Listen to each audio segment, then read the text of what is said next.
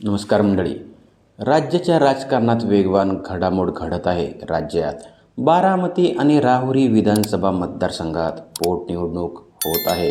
काँग्रेसने उमेदवार देण्याची घोषणा करत बिनविरोध निवडणुकीला धक्का दिलेला आहे. त्याचवेळी उपमुख्यमंत्री सुनेत्रा पवार यांनी या धामधुमीत उद्धव ठाकरे यांना फोन केलेला आहे.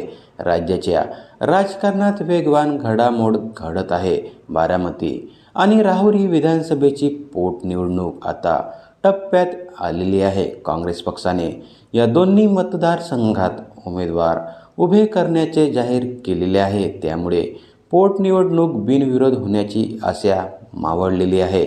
महाविकास आघाडीत काँग्रेस हा प्रमुख पक्ष आहे, तर उद्धव ठाकरे यांची शिवसेना आणि शरद पवार राष्ट्रवादी काँग्रेसकडून अद्याप काँग्रेसच्या भूमिकेवर प्रतिक्रिया आलेली नाही. महाविकास आघाडी काँग्रेससोबत असणार की नाही हे समोर आलेले नाही. त्याचवेळी उपमुख्यमंत्री सुनेत्रा पवार यांनी उद्धव ठाकरे यांना फोन केला आहे. नमस्कार मंडळी, मी गंगाधर तिरमारे. दिवंगत अजितदादा यांच्या अपघाती निधनानंतर बारामती विधानसभा पोटनिवडणुकीत होत आहे. सुनेत्रा पवार यांनी अगोदरच राज्यसभेच्या खासदारकीचा राजीनामा दिलेला आहे. हा राजीनामा दिल्यानंतर त्यांनी उपमुख्यमंत्री पदाची शपथ घेतलेली. आता आमदारकीसाठी त्या बारामतीची पोटनिवडणूक लढवतील. दरम्यान उपमुख्यमंत्री सुनेत्रा पवार यांनी उद्धव ठाकरे यांना फोन केलेला आहे. बारामती विधानसभा पोटनिवडणुकीत पाठिंबा देण्याची मागणी त्यांनी केलेली आहे. काँग्रेस पक्ष बारामती निवडणुकीत उतरल्याने ही निवडणूक बिनविरोध होणार नाही हे स्पष्ट झालेले आहे. त्यातच सुनेत्रा पवार यांनी उद्धव ठाकरे यांना फोन करून शिवसेनेचा पाठिंबा मागितलेला आहे. तर त्यांनी ही निवडणूक बिनविरोध होण्यासाठीही उद्धव ठाकरे यांच्याशी चर्चा केल्याची माहिती समोर येत आहे. त्यामुळे महाविकास आघाडीच्या बैठकीत उद्धव ठाकरे काँग्रेससोबत या विषयावर चर्चा करतील याची उत्सुकता ताणली गेलेली आहे. महाविकास आघाडीत इतर घटक पक्षांनी अजून काँग्रेसच्या भूमिकेवर प्रतिक्रिया दिलेली नाही.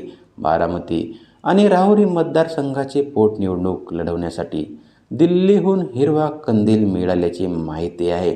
बारामती पोटनिवडणुकीसाठी 6 इच्छुकांनी काँग्रेसकडून उमेदवारी मागितलेली आहे, तर राहुरी मतदारसंघासाठी 4 उमेदवारांनी पक्षाकडे तिकीट मागितलेली आहे.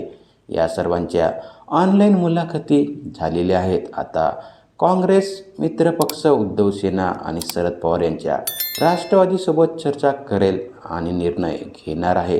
राष्ट्रवादी जर निवडणूक लढणार नसेल तर काँग्रेसही निवडणूक लढण्यास तयार आहे, असे काँग्रेस प्रदेशाध्यक्ष हर्षवर्धन सपकाळ यांनी अगोदर स्पष्ट केलेले आहे.